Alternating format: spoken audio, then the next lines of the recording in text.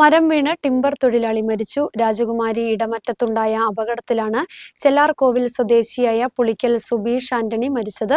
മരം മുറിക്കുന്നതിനിടയിൽ അബദ്ധത്തിൽ ദേഹത്ത് വീണാണ് അപകടമുണ്ടായത്. രാവിലെ 9:30ഓടെയാണ് അപകടമുണ്ടായത്. മൃതദേഹം ഇടുക്കി മെഡിക്കൽ കോളേജിലേക്ക് മാറ്റി. രാജാക്കാട് പോലീസ് മേൽ നടപടികൾ സ്വീകരിച്ചു.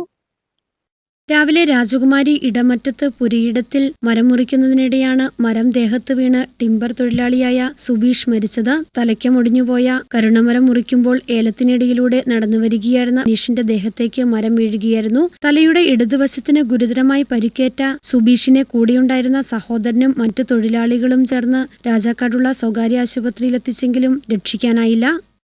തൊഴിലാളികൾ പണിയാൻ പോകുന്നതിനിടയ്ക്ക് അണക്കരയിൽ നിന്ന് തൊഴിലാളികൾ പണിയുന്നുണ്ടായിരുന്നു.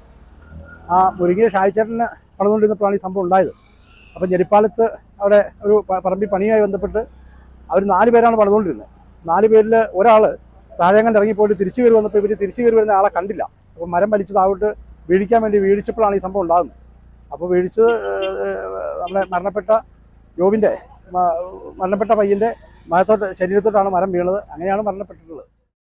രാജാക്കാട് പോലീസ് മേൽനടപടികൾ സ്വീകരിച്ചു. മൃതദേഹം ഇടുക്കി മെഡിക്കൽ കോളേജിൽ പോസ്റ്റ്മോർട്ടം നടത്തി ബന്ധുക്കൾക്ക് വിട്ടുനൽകും. 2 വർഷമായി മാങ്ങാത്തൊട്ടിയിൽ താമസിച്ച് ടിമ്പർ ജോലി ചെയ്തു വരികയായിരുന്നു സുബീഷ്. ന്യൂസ് ബ്യൂറോ, രാജകുമാരി.